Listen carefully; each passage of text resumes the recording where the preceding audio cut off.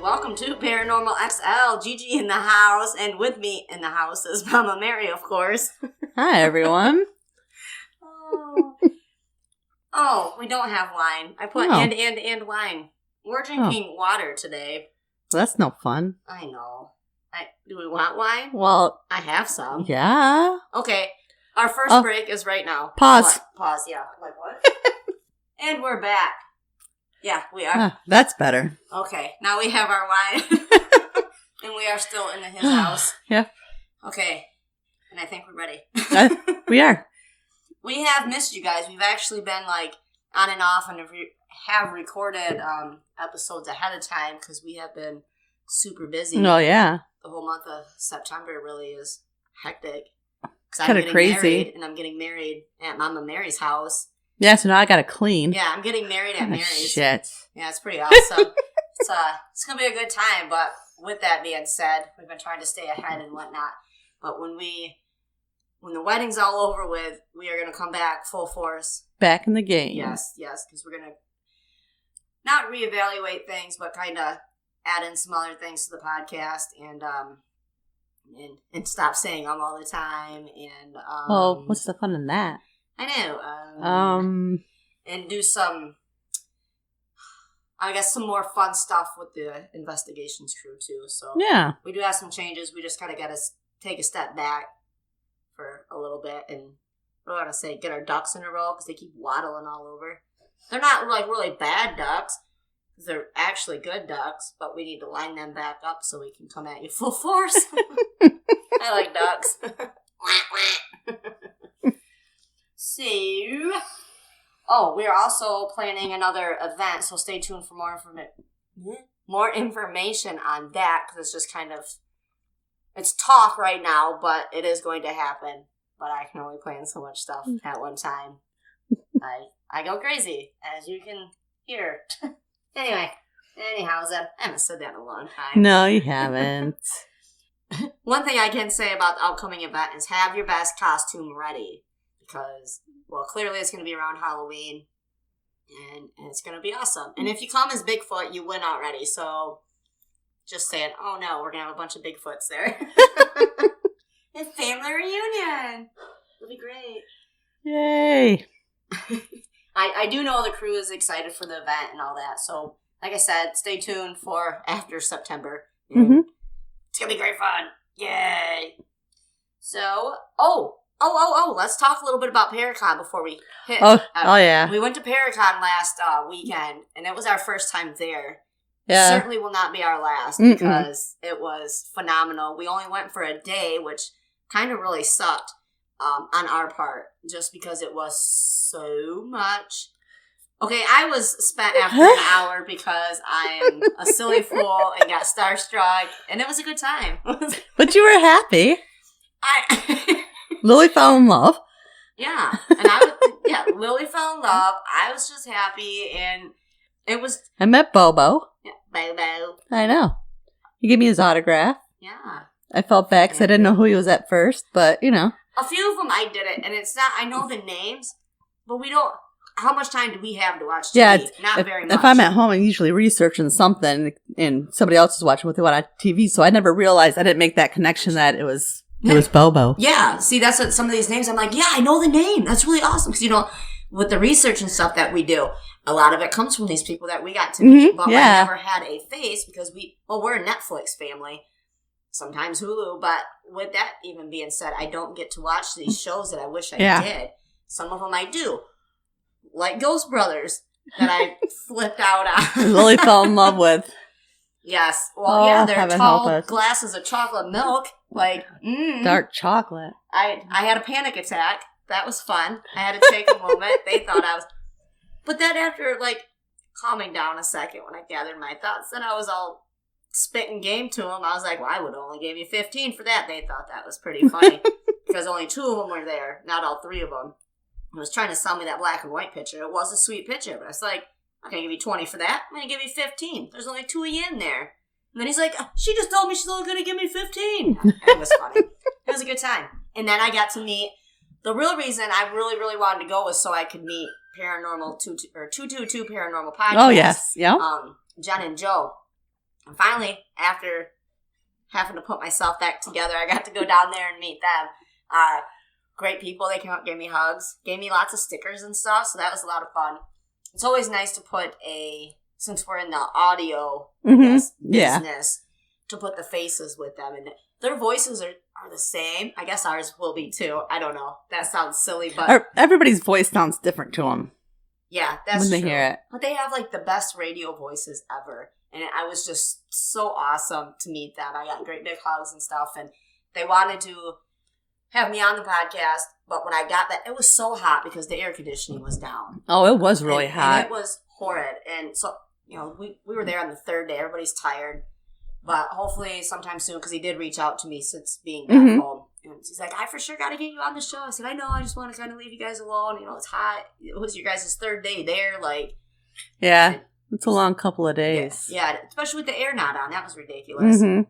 I did get a chance to get on a different podcast, though. They've been around since 2002, which is absolutely insane. Really nice guy. I'll put the notes on that so you guys can look that up. They do, conspiracy theories and all sorts of different things, just not paranormal, per se. But, yeah, they were really great. He was really upset at how hot it was, too. He said he was going to give them a bad review on Yelp. Oh, we got pulled over, too, about 2 seconds from the convention, so that was fun, because I couldn't get Josh to drive, 80 on the highway, and then he speeds through where the cops are. Yeah, 20, going 45 and a 20. That was pretty awesome. Cop was super nice, though. He just let us off with a warning, told us to have fun. Go be with our nerdy friends. It was pretty awesome. He was really handsome, too. Anyway, Paracon is amazing, or Michigan Paracon. I guess there's Paracons all over, but in Sault Ste. Marie, if you get the chance to go. They're already selling pre-tickets for yeah, Paracon I saw that. 11, so that's pretty intense. I'm checking into being a vendor. They gave me the number to call. Cool. So I need to call that. I need to put on my big girl panties and just call. I don't know why I have a problem with calling. I get all nervous. I think because we come from an era where it's easier to text. For me, I hate talking on the phone because it's what I do all day. So that's true. I don't want to talk to anybody on the phone. Talk to people face to face, even making doctor's appointments. I go in and I need to make an appointment. I don't want to talk to them on the phone. Oh no, I hate the phone. My chubby cheeks always want to shut it off anyway or put it on mute or whatever when I get talking. And then if you have it on speaker, people are always like, hello, or maybe that's just my mom. I don't know. You got that on speaker? She can't hear anyway. Paracon is amazing. We did have pictures up. So if you haven't seen them, go to the Facebook page. It's just an amazing amount of people there. In the lectures, we went and we saw the Ouija board lecture, which I'm not a huge fan of Ouija boards, but it was still kind of cool to see. It makes me want to make my own, though. Yeah. Because they were making the world's largest Ouija board. The room was too intense. I even made Lily sick. Yeah, she had a headache until she left. Yeah. But walking in there, it was intense. It was just too much different kind of energy.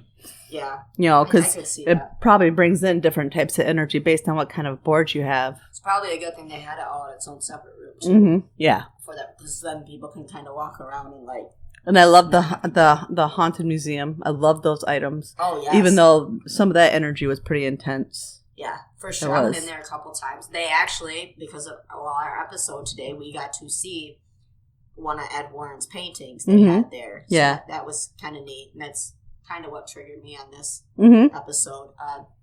Yeah, a lot of cool stuff in there. I'm trying to remember their names. Because they are also from... Oh my God. The show. They have a show.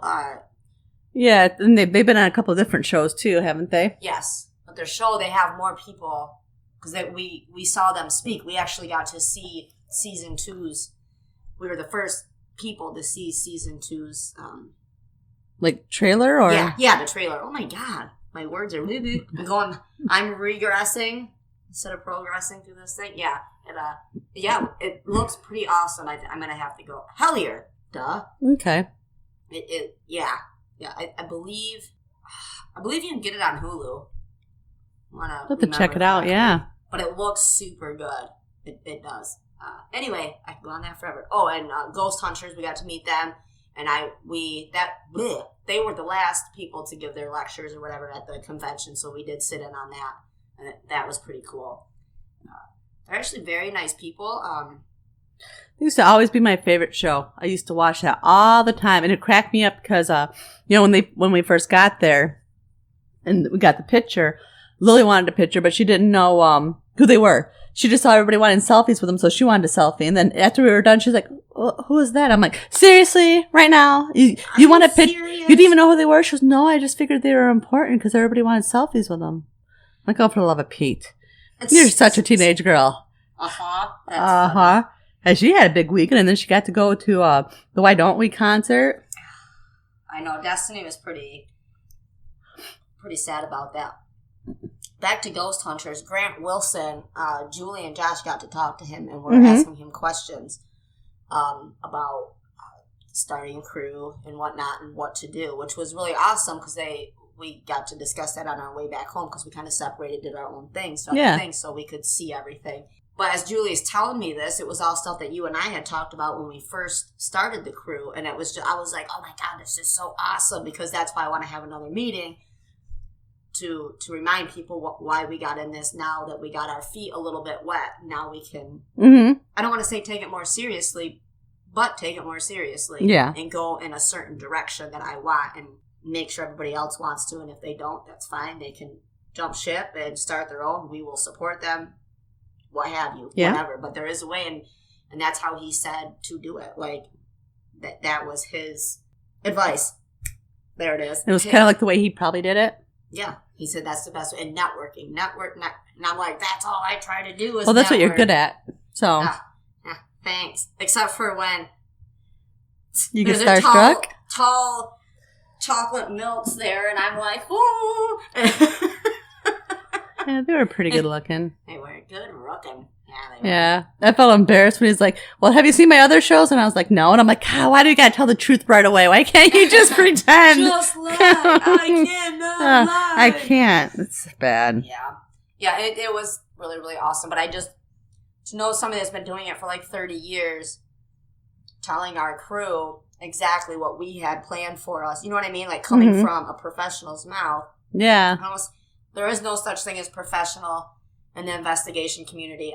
You may think differently. That's how I feel because it's a learning experience. Well, it's not so much like professional, but experienced. Veterans. Seasons. Yeah. They've been doing it for a long time, so they know what it takes to keep it going. Yes. And to get to where they are, I think that's great. Mm-hmm.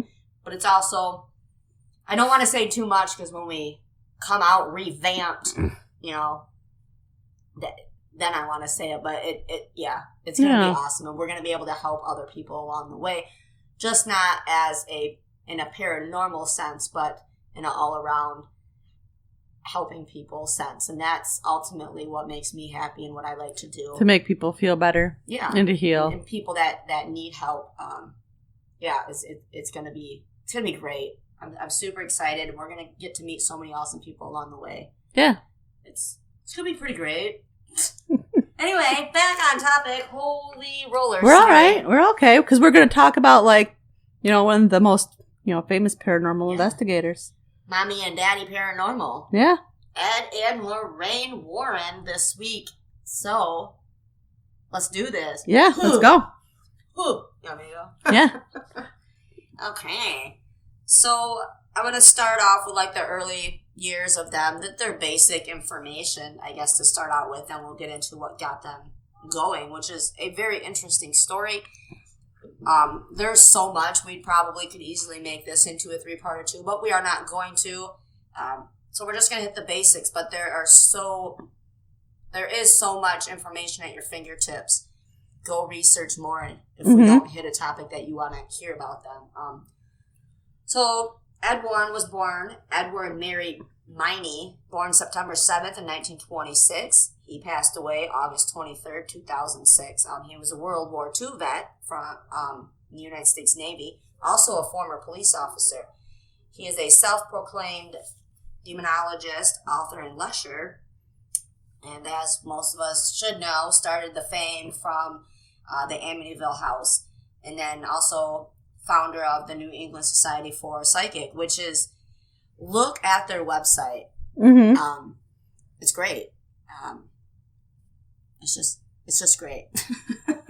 They actually, since Lorraine and Ed passed away, they had passed the torch to their son-in-law, which he now oversees that. Well, one of the guys there at Paracon was his nephew. Oh, okay. Really? Mm-hmm. I would have to pull up the name. He was an older gentleman with white hair, but there was a lot of those there. He was their nephew. Oh, okay, sweet. And then of course Lorraine. She was born Lorraine Rita Warren. She was born January 31st, 1927. Died April 18th, 2019. So just recently, as we all know. Yeah, day before my birthday. Yeah. That's sad. It is. It is sad. We recorded on your birthday. I know. Huh. Is that better than That might be the new Huh is the new Huh. So she also attended the Laurelton Hall Catholic Girls High School. They were very much Catholic. That explains it all. She was also a self-proclaimed clairvoyant and medium, as well as an author, also known for her workings in The Conjuring 1, 2, as well as The Haunted. Cool. Yep. Yeah. It does. I thought that was really interesting with doing the research about how they were Catholics and they weren't ashamed to. I mean, not that you should be ashamed of your religion by any means, but he said something. I know I have. Okay, right here. I'm gonna skip all the way to the end of my notes just because this really, really stuck out to me. These are words from out of Ed Warren's mouth. Religions are man-made, but spirituality isn't. It's very true. And I had to read that a couple times. I was like, wow. And that coming from a very religious man. Well, it makes sense from the Catholic religion why he considered himself a demonologist. But it's true. It's religion's more of just a baseline of how you're going to choose to be spiritual. It's not your spirituality. It's your baseline for it. It's sort of like what vehicle you choose to drive. Some people are Ford people. Some people are Chevy people. Some people are Toyota people. It's just your baseline of how you want to get where you're going. I just need 4 wheels. 4 wheels. 4 wheels. Some people need 2. That's true. Hell, some people who are really talented only need 1. That's called a unicycle. I would fall on my face. Yes. I wouldn't even. I just look at it and fall on my face. Yeah, pretty much. Be a good time. I'd break my face. Yeah, I totally break my face.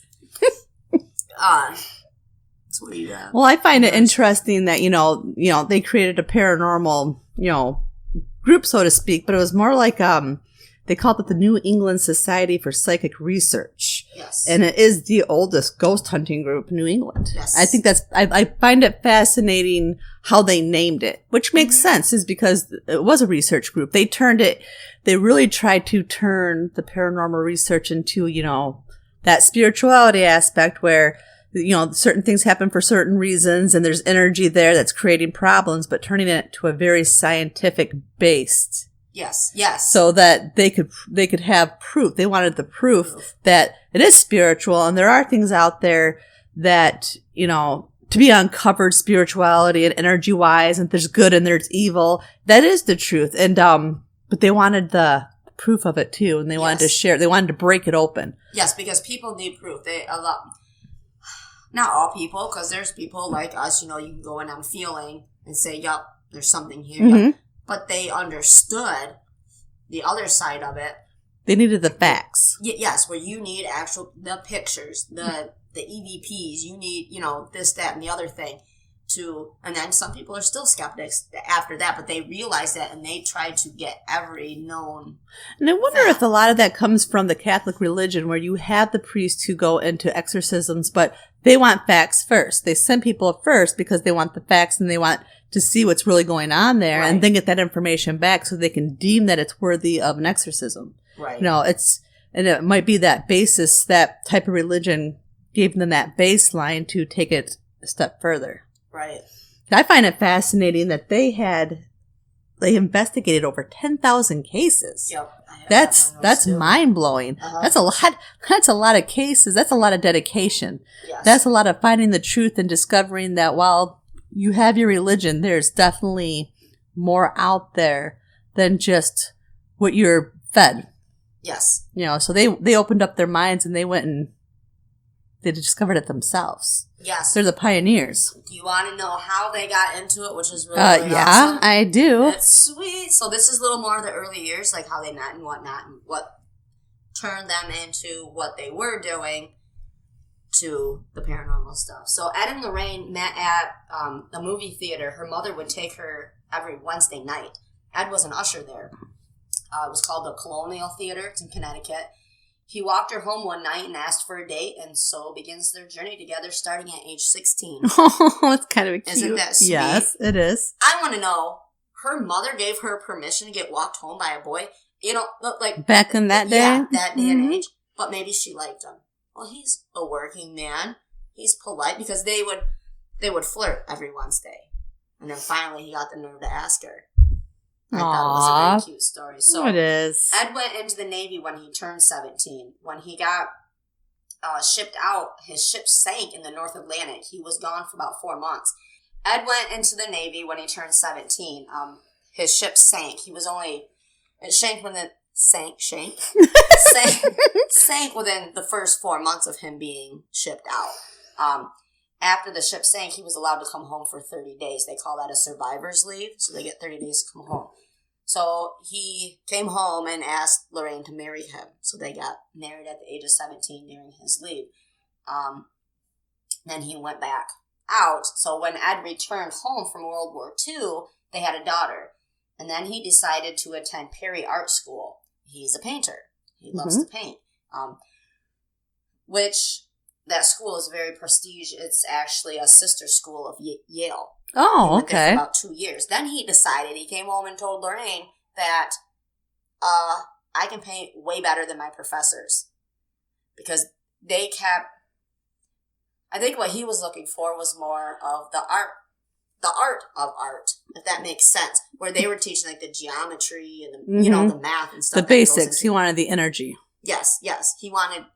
to use his imagination, his thoughts, his heart, his passion for it. Not, you're going to paint this because, and then it's got to be this shape, a 90-degree angle. This is BS. I can paint better than they can. So he clearly left school. This is a cute story, he bought a 1933 Chevelle Eagle for $15. He had to work off the money for the car. So it's $5 a week he had to go work for this man to pay off his car. So he got the car so him and Lorraine could go to locations that started booming around that time, like Massachusetts and Vermont. He wanted to sell his paintings.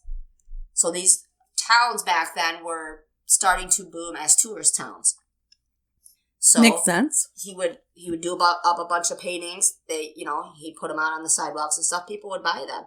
He did very well for back then. He would sell them for $3-4 a piece, but they were able to live off that back then. They were able to afford their food and everything like that. It's a really neat story. Is. Ed's paintings is actually what brought the paranormal into their world. He would drag his wife along to haunted locations he had heard about. He would get in these houses. They'd go for walks or whatever, and he'd be like, man, I really want to get in the house. There looks like a lot of history in that house. So what he would do, he would stand out in the middle of the street. And in hopes that these people would be looking at him. Wondering what he was doing. Yeah, what the hell is this guy doing? So he would paint their houses. Well, he'd put ghosts in their house. So then he'd send Lorraine up to the house and say, hey, my husband painted this. He really, really loves to paint. you know, and then they'd ask, okay, why are there ghosts here? You know, it would open for conversation. So then he would be able, you know, Lorraine would be like, hey, Ed, come here. They want to talk to you. And that's how he'd get into these houses and meet these people and find the history out. Because his house when he grew up was haunted.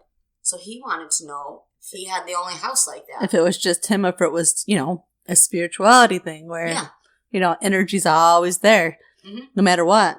Yeah. It's just the places that are more active, you have people who are more open to it. Maybe they don't realize it, but they are. Right. Yeah. Or just, you know, they would disregard it as, okay, faulty wiring or, you know, whatever. And be like, oh, this happens in a lot of houses. And, you know, the books aren't supposed to fly off the shelf. Oh, that's I thought it was a very unique and fun way to get into these houses. We may have to try that. Well, I can't. I'll be out there drawing stick people. Well, like my daughter. Stand out she's really special. She's special needs. Standing out in the middle of the row with chalk, doing chalk art. Like, this is great, guys. Hey, man. As we just talked about, they were of Catholic religion, but helped and listened to all religions if they were called upon for help.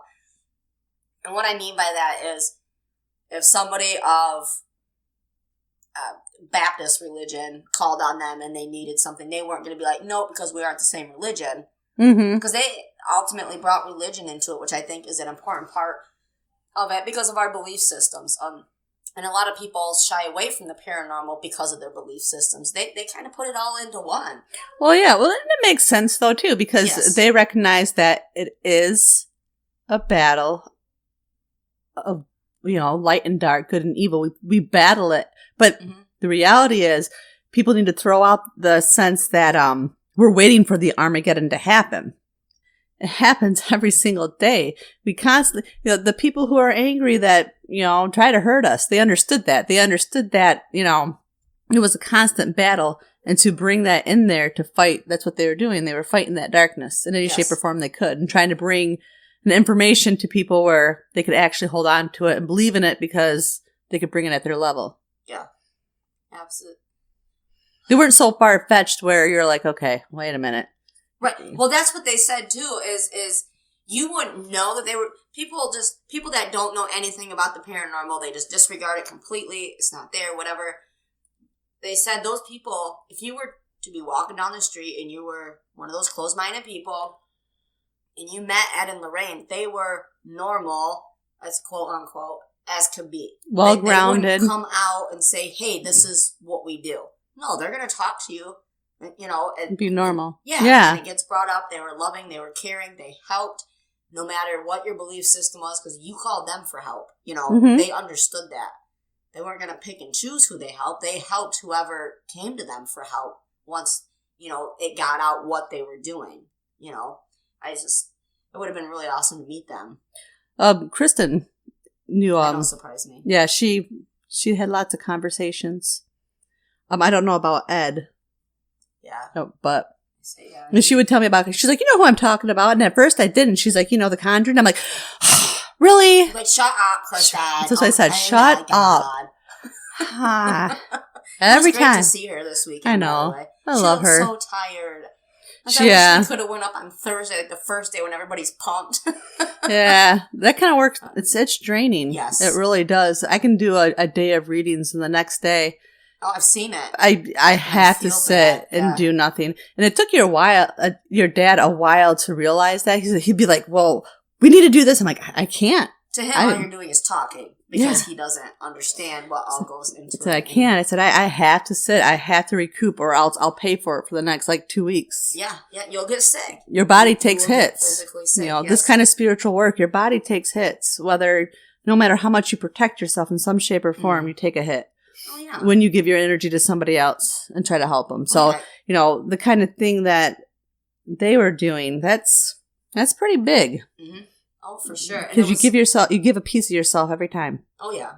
And it was great that they did it together. Mm-hmm. Like, I doing the 13 questions with PXL, you know, I've met a couple of groups that are just husband and wife. And it is great. It is so neat to talk to them. Mm-hmm. Beyond the Grave was last week's, and it was just him and her. They got married in this sweet-ass cemetery, right? That's cool. And it was very, Gothic, Halloween even. he was a police officer, or is a police officer, and they had, like, their salute thing and everything. Like, they're supposed to send me some pictures, because I was like, oh my God. But to have that passion together, and then Lorraine did too, to help people. You like this? Okay, we're both into this. Let's see what we can do, and just to see what we can do with it. Yeah, bring it together. Definitely. It was awesome. Like I said, they listened and helped all religions, like, even if you didn't have a religion, but if you called for them for help, they were coming. Like you said a little bit ago, they had claimed to done 10,000 cases during their career, which a lot of them they put into books. And then they also opened the Warren Occult Museum, which is open at this time because of zoning regulations. But will hopefully be back up and running. I hope, because I would love to go see that. Yeah, that would be cool. When we get out east and stuff like that. And like we said a little bit ago, they also managed, between all this stuff that they were doing, putting together the New England Society of Psychic, which is awesome. Like I said, if you get a chance, look up that website. There is a lot of history on there. And of course, like the Annabelle, the Amityville, they got all that on there too. I do want to talk about the Amityville house more in depth, but not in this episode. Okay. Because I think we will add that in when we start doing, like, the true crime paranormal episodes. Yeah. Because of the crime that did happen. What we will touch base with is, they did feel stuff. And like I said last episode, well, this one's a couple lagging, but in one of the episodes, what was said to happen at that time, as far as paranormal stuff, the murders happened.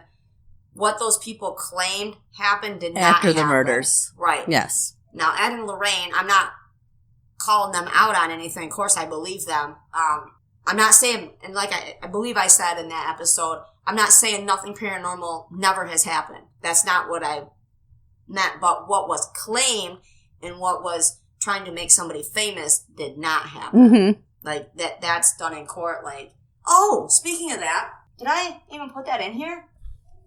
Oh my God, no, am I missing a page?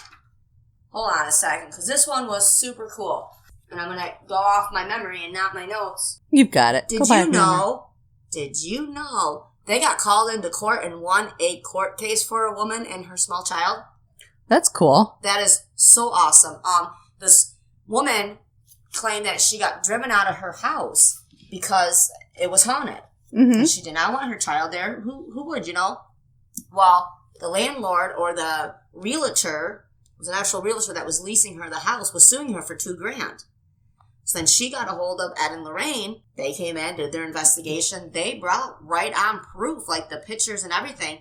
And they won. They were able to prove that in a court of law.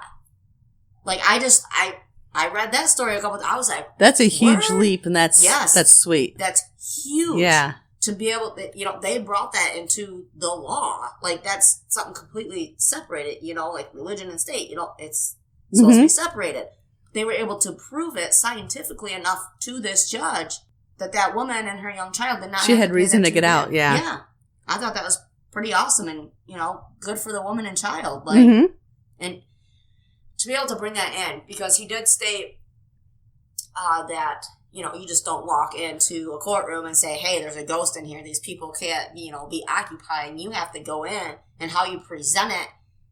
Because when you first come off, the first thing you want to say is there's a ghost in there. Okay, I don't want to say normal, because we're all normal. To the people who aren't as open-minded, it just sounds funny. Yes. But putting the paranormal against the actual law, like, that is a huge step.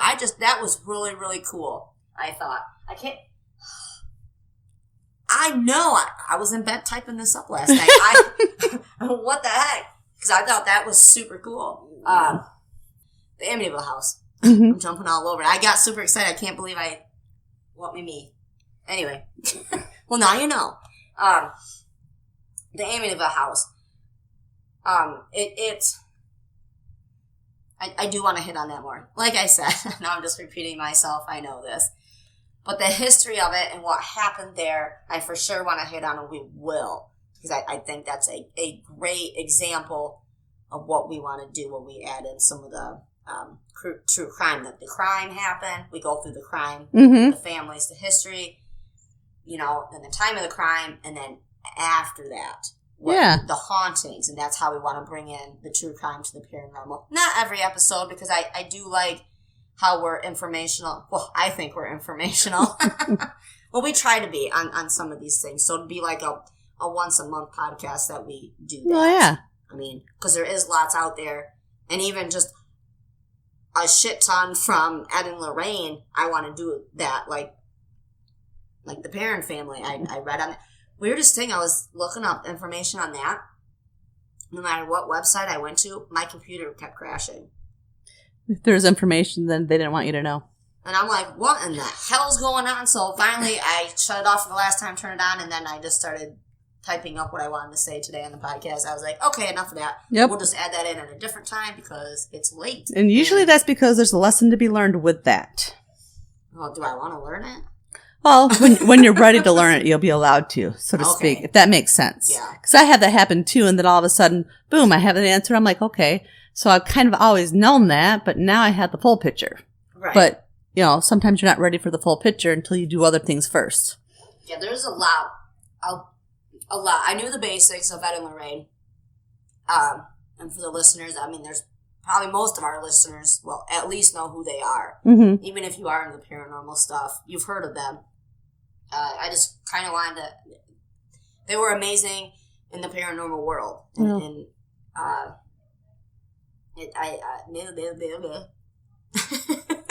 and that's why I wanted to do this. That way I could learn, and, you know, we're... Well, yeah, you know, and they're amazing people because there's so many different things that came... that you could pull away from what they did.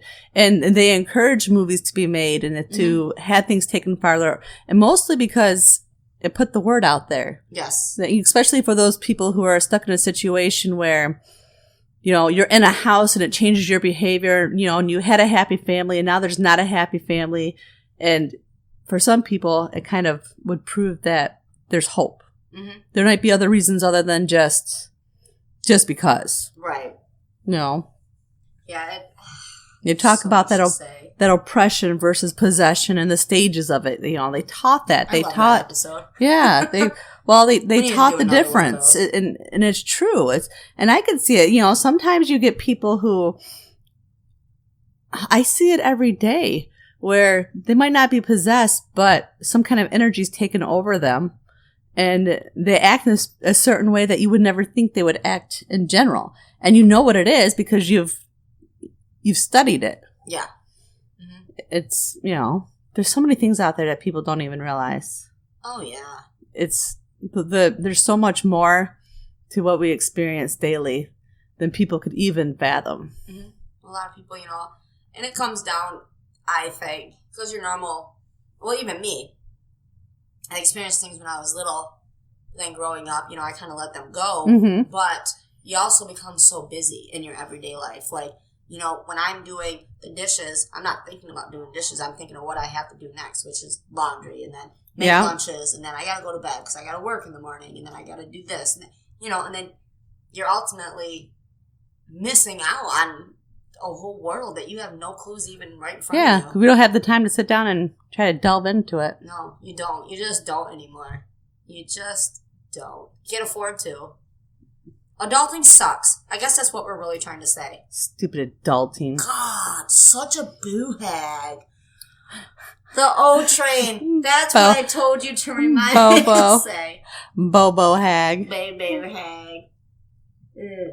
You can't say Bobo without going Bobo. I know, baby. Oh, Bobo. I hope he doesn't listen. Yeah, please don't listen, Bobo. Well, maybe you want to, though, because that's also, it's publicity. It's publicity. He was a really nice guy. Yes. He even, you know, asked if I wanted a video of him to give to Andrew. Aww. I didn't ask for that. He's like, kids love that. You want me to do that for you? I bet he gets, Yeah, so, you know, he was a very nice guy. I felt bad at first. I didn't recognize, but that was me in general. With everybody, I was like, and I can't help but say no. But it was overwhelming, too. Yeah, there were so many different things, yeah. So many, you know, TV personalities, psychics, podcasts, radio, like, and it was like, oh my God, you know, You might know their face, but then you're going to say somebody else's name just because, well, that would have been me because I was a hot mess. My favorite part was when Kristen got up and she moved Bobo out of the way and she goes, "She's here to see me." Excuse me, Bobo. Bobo, she's here to see me. That's Mama Mary. Let her in. Let her in. Yeah, that was funny. That is funny. Good times, Bobo. So, we will talk about, well, a lot of people would know or relate certain things back to Ed and Lorraine, such as the movies, The Conjurings, the Haunting, and Annabelle. Yep, that's what I was going to say. Annabelle. Yeah. I know you want to speak about that, so speak. You know, I like the movies in general, but I like that kind of stuff. Don't let her lie. She does not like dolls. Well, sorry. Annabelle's why I don't like dolls. I do find it fascinating that, you know, they really kind of did each movie touch on the true stories of what's really happening. You know, just The Conjuring, those were, you know, Conjuring 1 and Conjuring 2, they were both events that they'd actually gone to. Right. And did investigations on. And the scary stuff. Of course, you know, they blow it out of the water because it's movies. But you know, the idea that, see, I didn't know that it was a Raggedy Ann doll for Annabelle. You know, but two roommates had claimed that, you know, this doll had come through a medium and said they just, you know, wanted to have a place to stay, and they invited the spirit in just because they didn't know what they were doing. You know, it's just fascinating.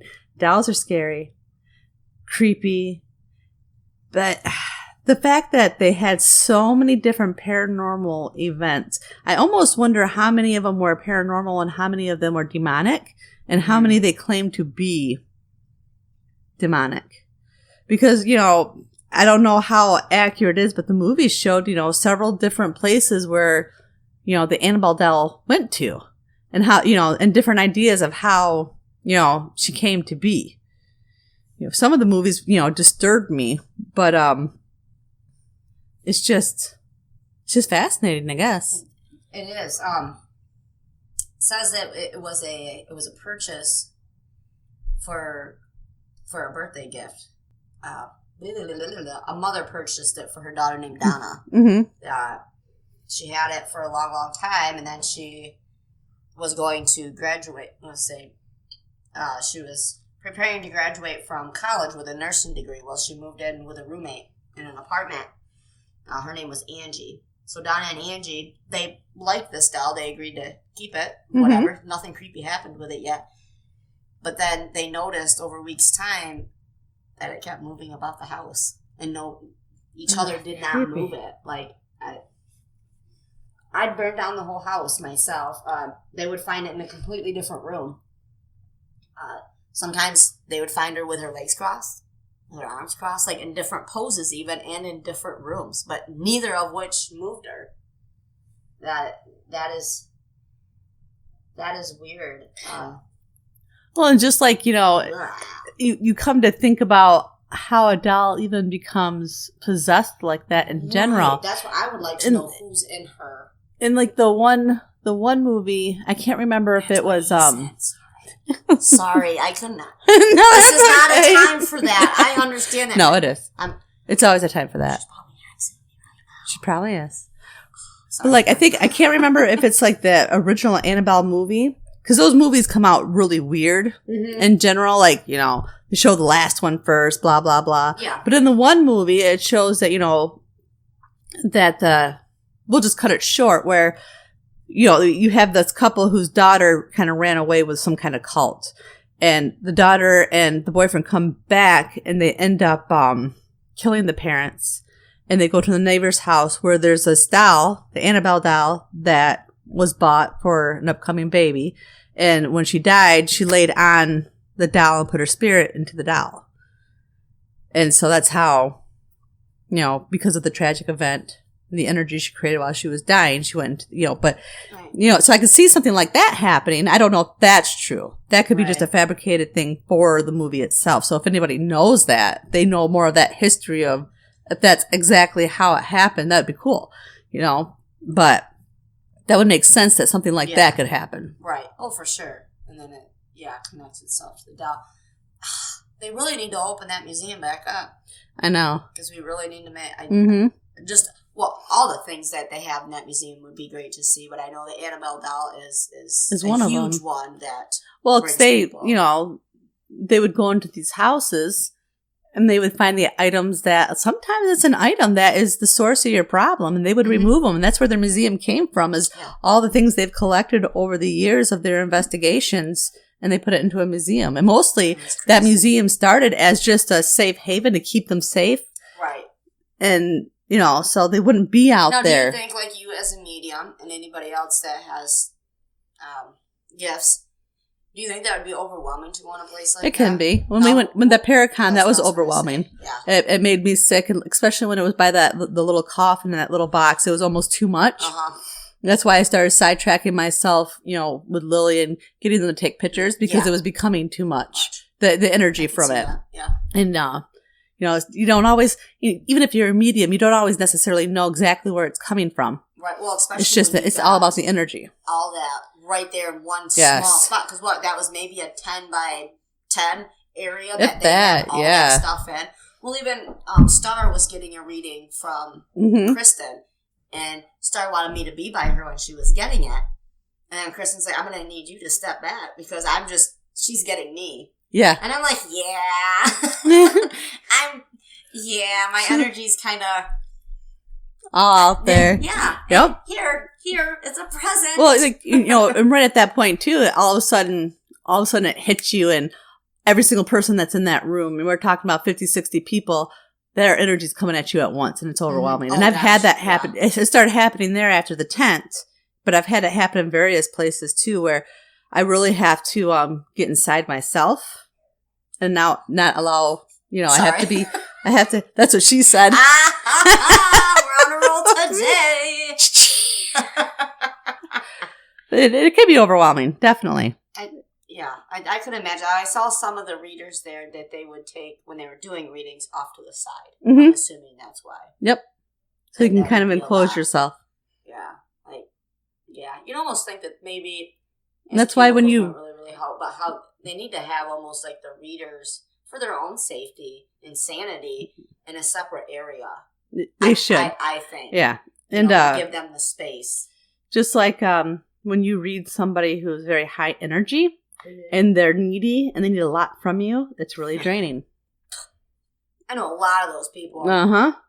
And I'm not even that special, but I can feel feelers, and the ones who really will suck you dry. Yep. I've been trying to recover all week. I don't know if it's from Paracon. This whole week has been horrible for me. It felt like I got hit by a truck. Like, I got physically sick when I got home. It was bad. And all week. Well, it's all that energy. And until you learn how to ground it, it's... Yeah, I've done that before, where I've done energy work on somebody, and after they left, I spent a couple hours throwing up until I learned how to ground my energy and not let them in so much. That's why I gotta take you places. Like when we interviewed those one people not that long ago, and I went into the bathroom because I did not feel good. All of a sudden, it just hit me. I don't know what the hell is happening. That's why everybody needs a pocket-sized Mama Mary, because not everybody has one, and that's why we have this podcast. So I'd be like, Mom, this and this just happened. I'm feeling really funky. I may not necessarily feel like I'm going to get sick, but it just makes you feel nauseous. Yeah. Or my body just hurts. That's what's tired, and this week has been horrible. Of course, everybody's been grumpy because they think I'm grumpy, and I'm trying not to be grumpy. And I think that's just the energy of the planets in general. Is something in Gatorade again? Yes. Today's the new moon, and you had all that energy building up to the new moon, which creates new change, and all the planets are in Virgo, and they're aligned.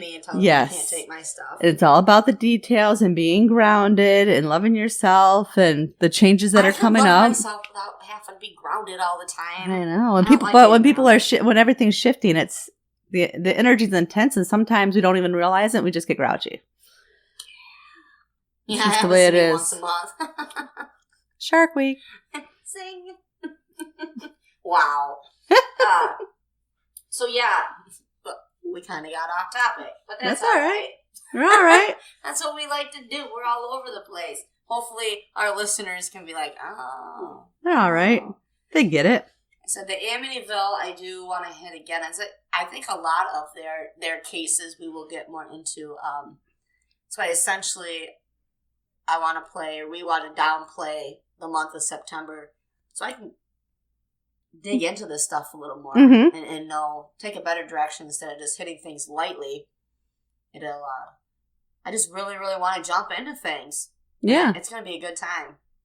We're going to learn a lot. Probably get scared. I get scared easy. That's fun. It's fun. To be scared? I'm going to be scared this weekend. We're up north, and I'm not going to have any of my equipment. That makes me really, really sad because I got to spend time with family. I'm like, if you guys really love me, you would accept it, and you want to go with me. Yeah, just go with it. Come on. Yeah, come with me. Do it with me. There you go. Probably have a good time. But whatever. I'm going to pout the whole time. Pout till you get your way. Anybody that knows me knows that's what's going to happen. I'll be there. I won't be grouchy. But they're going to know where my mind's at. And I'm like, I already know how it's going to play out. I'm going to sneak my stuff anyway. Most of it I can stick right in my pocket. Well, see, that's all you need.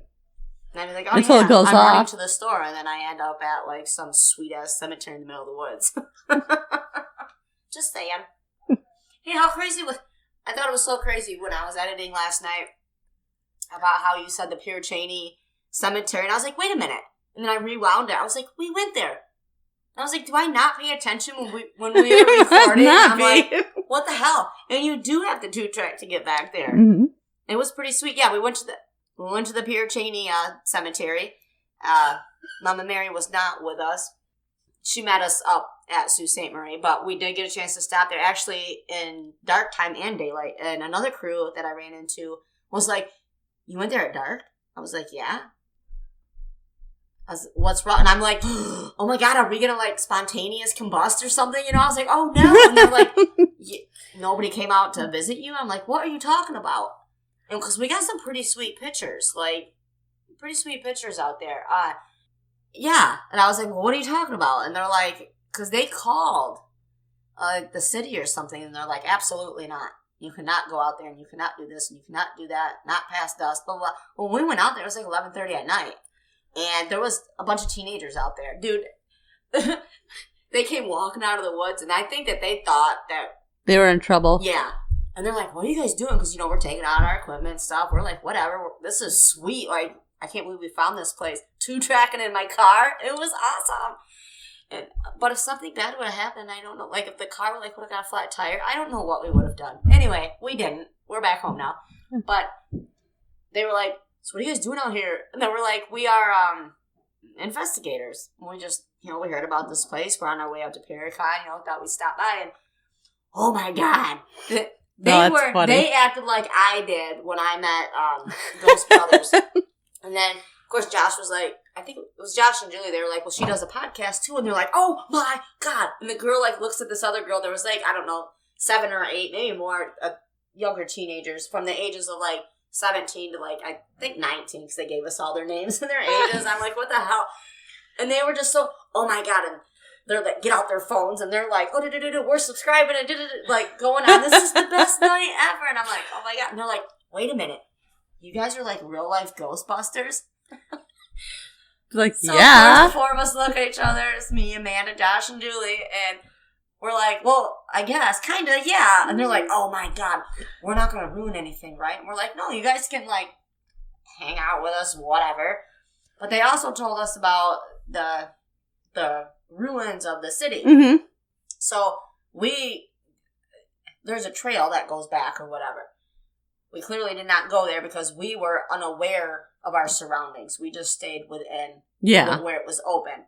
So on the way back down through, we walked 1.5 miles down this thing. There ain't shit. So finally I'm like, okay, Google machine, take me to Pierre Cheney. Well, it's on the other side of the railroad track. So we hike our 1.5 miles back. There are no ruins, but it is mossy. And because I got out and I'm like, it is super mossy. And I'm like, that's really, really weird. because you said that, I was like, man, it's all crunchy. And it looked down, it's the white and light colored moss all over. All over. So that was kind of cool. I got to stand there. There wasn't anything there. I think those kids clearly don't know their history, or there was a hunting shack, but before the hunting shack, there was something that was torn down, and we're like, oh, there's the ruins. Julie's actually, don't forget the pictures of the ruins on the Facebook, so that's when we were out there or whatever. It was a lot of fun to do that, just knowing the history of it and whatnot, and yeah, take you out there sometime. It is kind of cool. The headstones themselves are spread all over. That's why at dark time it was scary because we didn't know where you're going. Yeah, we're trying to have our flashlights and our night vision going, but it can only take you so far, and there was lots of distance between these headstones and whatnot. But they were super cool. Yeah, super cool. We will for sure go out there. You guys going up north this weekend? No, your dad says we have to work. Oh, it's because of my wedding. Yes. No, I think we're just painting windows. Oh, you guys got plenty of time to go up north then. Not according to your dad, and I'm not going to bug him. Because I'm actually supposed to go to a Bush concert the 7th with Mike. I told him to sell my ticket. I was like, because we only got 2 more weekends past this one before the wedding. It's like, we're going to have to be at Dad's. So you plan on us being there. Helping out. Whatever you need. Make us a list. Whatever you need us to do. I forgot what I was going with that. But yeah. I don't want to tell these. You guys want to know about my wedding planning? It's going to be the fanciest backyard wedding ever. Heck yeah. It is going to be pretty awesome. I'm just super excited. I can't wait for it to get here. It has been stressful, but I haven't been letting it get to me because I refuse to have any argument about this because we have almost had arguments. I'm like, no, I refuse it. Give me a kiss and I walk away. I'm not. There's no point in stressing 6 months to a year for a one-day thing. At the end of the day, you're married, you're happy. That's what it's about. Yeah, in the end. There's, no point. That and having fun. Yeah. Well, this is, no, it doesn't have to be that. Everybody else is trying to, coming at me with things. I don't know if they're trying to make me stress or what, but I'm like, I don't care. And then I get told that I don't care because I say I don't care. Yeah. I do care, but essentially, at the end of the day, we're married. If he shows up and I show up and nobody else does, that's okay. I mean, if everything falls apart and it's raining, it's actually good luck to have rain on your day, on your special day. I'm okay with that. I am. I'm taking, I don't know, this last year even. It won't rain. Different outlook. You'll be good. It'll be nice and sunny. That is good luck if it rains on your wedding day. It's a cleansing thing, they say, where you're starting your new... Yeah. Could you imagine the awesome pictures? I think that would be amazing pictures. Probably. In a cemetery. But he won't let me go to a cemetery. God. So we're having a princess wedding. It's going to be a good time. Anyway, whoa. Okay, Ed and Lorraine. Sorry, guys. We do have a list of I do have a list of the places that they investigated and wrote about and stuff. But we will, like I said, I want to hit back on that and the true crime stuff because a lot of it makes sense, just to save them. Well, then we're going to run out of time, and it just it can open a whole other thing. But the true crime stuff, and if you guys have any cases that you can think about where, okay, they say this house is haunted, and then you guys know that there was a past to that house that involved murder or something bad was afoot, let us know. We'll research it. We'll talk about it. Heck yeah. Yeah. Send us in your ideas on that. We'll get case suggestions. What's that? The Enfield Poltergeist? That's the one where they created the Conjuring 2 movie from, where they went over to London. And they were trying to... The church actually sent them over because, there had been... ideas coming back that there's something happening to this family. So they sent them over first to, do their own little investigation. And the movie's fascinating in itself. We really won't go into it too much. But that's basically, at first they were, the whole house was considered a hoax, saying that the children were just trying to get attention. Okay. And they have some pictures of it. But, at the end of the day, they really did find stuff in the house. And I don't know, like in the movie, it talked about that there was an old man that would come through, but there was a demon that was piggybacking on the old man and using him to block so that you couldn't see what was really going on. Kind of our thought on that one investigation, right? Mm-hmm. That we were going to do? Yes. Okay. Yep. Interesting. Using that energy. Stroking my beard I so don't have. That's interesting. Now, you see, I don't know, you follow on the Facebook the people that bought the Conjuring house? No. No? There's like a big deal, and they're supposed to be opening it up or something. I don't know. I was following it at first, but that's bad of me to say. I lost interest in it, whatever. Because they were getting, I don't want to say bashed, but people saying, hey, you're just trying to get attention type of thing. I don't know. I still like to go see it. I don't know if it was the one, because they didn't use the actual Conjuring house in the Conjuring movie, did they? Was that the actual house? I don't know. I don't know for sure. I don't know. So I know this is stuff that we should probably know if we're even going to bring it up, but this is one of those things. I don't know. I don't know. Well, yeah, because a lot of their stuff, they turned into books. They have the one that's called Demons, where there was Arnie Johnson. He was accused of killing his landlord. And the Warrens went in there. They had been called prior to the killing to deal with an alleged demonic possession. And they claimed that the house was possessed, and so was Johnson. So at the trial, Johnson attempted to plead not guilty by reason of demonic possession. He was unsuccessful with his plea, but it's just like, another example where, they said before he even murdered somebody, there's something wrong with his house, and there's something wrong with him because he's living in his house. Right, get him out of the house. Oh. But they could not prove it in the court of law Couldn't at prove that time. it. Well, probably, they probably didn't have the evidence to prove it, and besides, Well, yeah, that was 1981. Mm-hmm. Like, that was, we came a long way since then as far as, paranormal things have came a long way, and the law has came a long way, I guess, what they allow and changed. Huh, that's interesting. I would probably claim that I was possessed by a demon, like if I would try. Yeah. But all you can do is try. But I don't know if I'm pronouncing it correctly. This is the Decker House. This was where the Haunting in Connecticut was created from, and that's a really good movie. And that is based on a true story. It used to be a formal funeral home. But they said it was infested with demons. We need to get our girls around. Mm-hmm.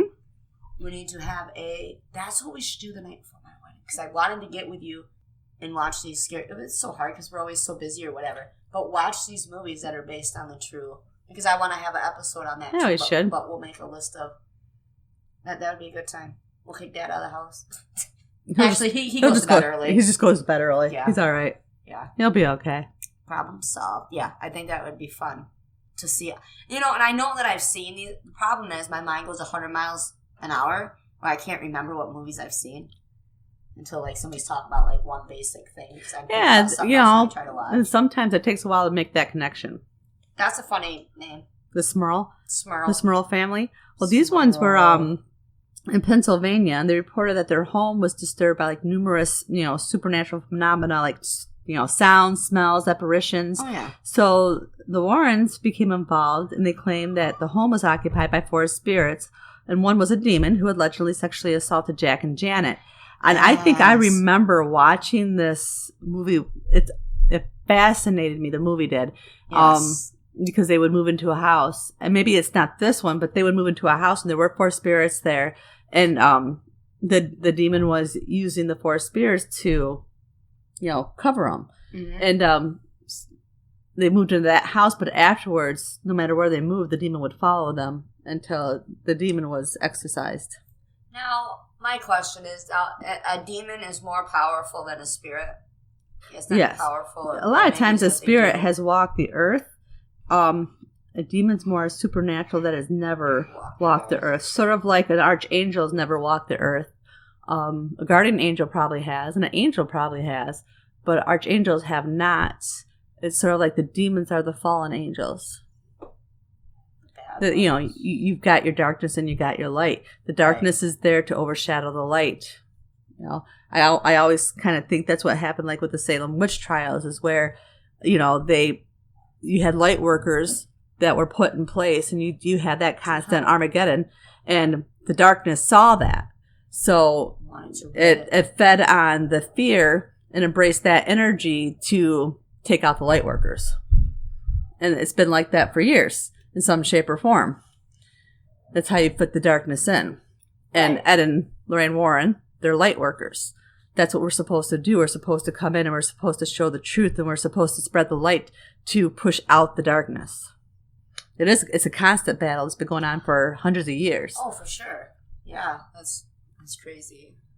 I got a lot of my respect because of the fact that they shined a different type of light on the paranormal, as to like if they never were to get as far as they did, we wouldn't be able to do what we're doing right now. Exactly. They open people's minds. Yes. And that you have to accept it, but hear them out. Mm-hmm. And that's what they did. They put it in terms that, because they came at you like they were your normal, everyday neighbor. Yep. But in reality, their hobby was hunting spirits, and finding spirits and demons and helping people. They normalized it. Is that what I'm trying to say, maybe? They showed that you weren't necessarily batshit crazy because, you believe in that kind of stuff. And some people do come off that way. You could talk to people and they just come off odd. And you're just like, what? No way. Yeah, no way. I don't know anybody like that. Well, you're going to naturally, pull away from it because they act weird. It's too much. But then you had the people who are well-grounded. And even when they're talking about stuff that's off the wall, it makes sense to you because presentation. Yeah, they're grounded. They're not coming up with stuff, and they're not going into overdrive. Right. Well, yeah, you run into people like you that you'll feel out a person first. Like if we're sitting there having a conversation, and you're like, okay, and they know nothing about you being spiritual as you are and stuff like that. But to me, how I picture you with a stranger, you're sitting down talking. You have a conversation with them. You feel them out how you would have to present that to them. Some people you can say, yep, I'm a medium. I do this, this, and this. Other people you'd have to come out and say, you may have to tell them your story from when you were younger. Or everybody needs something different about that. You just can't come out and say, yep, I'm a medium. Mm-hmm. I'm, I do have these feelings or it makes sense in my head. No, because you do have to explain. Well, any aspect of life, you have to explain at their level differently, and what they're comfortable with, yes, and what that they're willing to accept. Not everybody's willing to accept you for you. Let's just be realistic. Mm-hmm. But then you have the people that are spiritual and stuff that come at you all with full force, and you're like, holy shit, call them the F down. Yeah, it's too much. Yes, back it up. I know you mean well, but you're only essentially. I don't want to say selfish, but that's kind of what it is because they're not taking on that other person's feelings, I guess. This could go a million different ways because, who cares what everybody else, blah, blah, blah.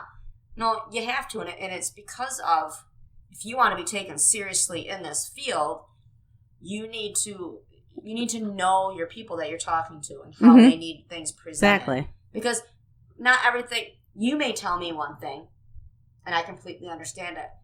This other person over here may tell me the same exact thing, but in different terms, and I have no idea what the hell they're saying. It's like teaching math to third graders. One person just gets it. The other person has to draw it out and have this, that. It's how you perceive it. Everybody perceives things differently. I'm rambling, and I know this, but it makes sense because, the way they presented themselves made what they were doing believable. Yes, they didn't. We know spirits, they didn't come out.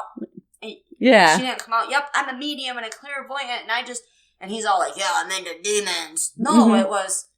Everyday people. I research, I know about demonology, and I have these feelings. Let me try to help you. And if not, so be it, but at least let me try. I want to help you. They came at it kindly. Yeah. It wasn't like, I'm going to help you because I know everything. That wasn't it. Yeah. I don't know. Like I said, I like to ramble. All right. They know werewolves.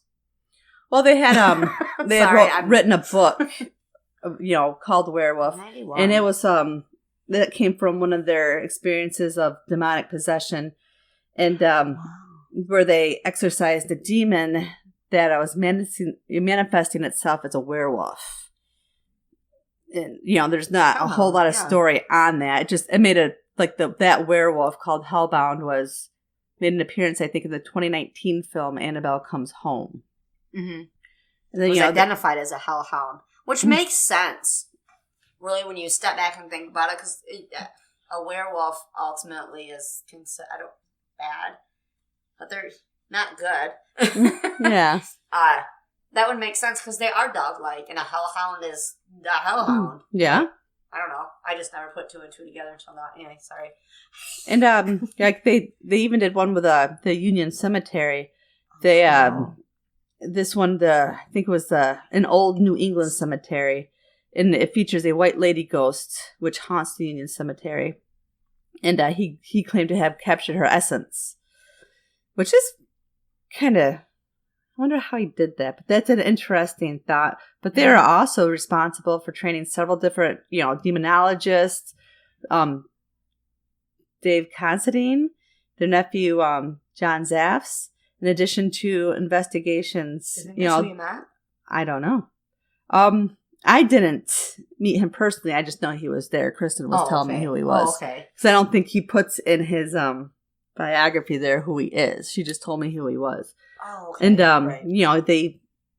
they had the Warrens Occult Museum, and she ran that in the back of her house. And I think that's one of the reasons why it's kind of because of zoning. When she died, they don't know what to do with the museum now. Mm-hmm. Mm-hmm. Because it was in the back of her home. And it was a museum, yes, but that was, like I said, more so to keep people safe. Yeah. Well, yeah. It was, we want you to learn about it, but this way we can control where it's going and who it's going to harm. It's even if you don't believe, why not be safe? Yeah. Then sorry, even if you're like, but there's always that what if.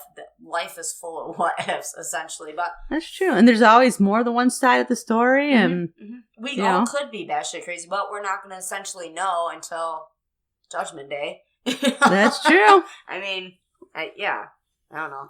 It's cool. The whole story, their whole story is cool, I think. Drop the mic. So, with all that being said, we could go on for hours because we could have easily went into the Amityville. We could have easily went more into Annabelle. Oh, yeah. The haunting, all of this, which, like I said. That's what they're famous for. Yeah. It is. We will touch back base, but this gave us and our listeners at least a quick overview of where all this came from, because all these things originated or got brought to light from Adam and Lorraine. Yeah. Yeah. But just want to give you a touch back on the history of mom and dad of paranormal. I don't know. That's what I call them. No. So much respect for them. Rest in peace. What have you. Mm-hmm. There is so much more to say without a doubt, but we don't want to keep you guys too long because, that's what we do. That's what we're good at. Yay! So remember, we love hearing from, all of you. So email us at paranormalxl@writeme.com. If you would like to help support Paranormal XL Podcast, visit our Patreon page. The link for that will be in the show notes. That helps us out with, anything that is involved here. If you do become a Patreon, like I said, at least go check out the webpage. It is patreon.com or patreon/paranormalxl.com. Yeah. You go to the page, it'll tell you what you get. There's different tiers. You get extra things for helping us out, whatever. Just go check it out. It's always a fun time to check things out. Anniehausen. The link for that will be in the show notes. Also, check us out on Facebook because, like we said, we do have our pictures from Paracon, from all of our cool stuff, from Pure Cemetery. Yeah. Yeah, because we only post cool stuff. So that's because we're awesome. Awesome. That's funny. I didn't even know I put that in the notes. I was posting something. And remember, don't yuck someone else's yum. Ever. Oh, and Amanda, keep it gangsta. Bye.